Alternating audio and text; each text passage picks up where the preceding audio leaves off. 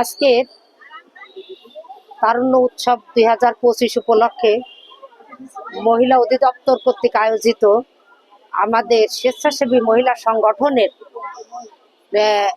যে আমরা সকল সভাপতি, সাধারণ সম্পাদক বৃন্দ সহ আমাদের উপস্থিত আছেন প্রধান অতিথি হিসেবে আমাদের মাঝে আমাদের জেলা প্রশাসক মহোদয় এবং অন্যান্য সকল কর্মকর্তাবৃন্দ এবং আমাদের এই মহিলা সংস্থার নেতৃবৃন্দ সবাইকে জানাই আমি সালাম, আসসালামু আলাইকুম।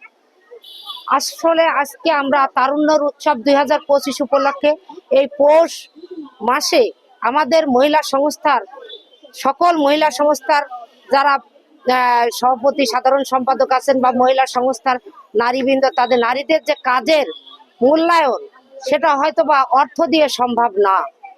নারীরা তাদের কাজকে যাতে মূল্যায়ন করা হয় সেই কারণে আজকে এই নারীরা সব নারী সংস্থা যে মহিলা অধিদপ্তরে যারা সম্পৃক্ত তারা সবাই মিলে আমরা আজকে মহিলা অধিদপ্তরকে আজকে প্রেজেন্টেশন করছি। আমরা মহিলা অধিদপ্তরে কাজকে যে আমরা মহিলারা আমরা শুধু বাড়িতেই না, বাড়ির অভ্যন্তরে থেকেও পিঠাপুলি দিয়েও আমরা কিছু অর্থ ইনকামের রাস্তা আমরা তৈরি করেছি।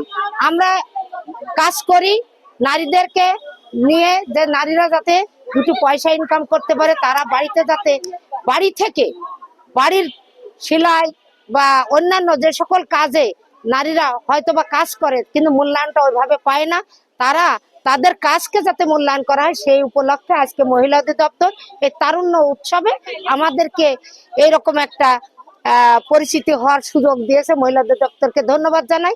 এই কারণে আর আমরা বলতে চাই আগামীতে আমাদের যত মহিলা সংস্থার যে কার্যক্রম, এই কার্যক্রমকে আমরা ব্যাপক হারে, ব্যাপক পরিধি আকারে আগামী দিনে যাতে কাজ করতে পারি। ভবিষ্যতে আমাদের পরিকল্পনা আছে আমরা এই যত মহিলা উদ্যোক্তারা আছে বা মহিলা নারী সংগঠন আছে, নারী সংগঠনকে একত্রিত করে আগামী দিনে আমরা বড় একটা পরিসরে যেতে চাই।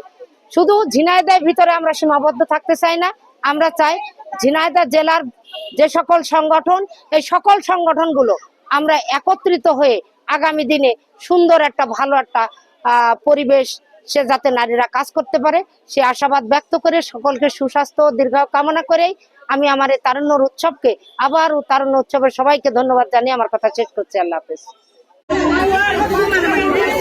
সমস্যা কি আপু?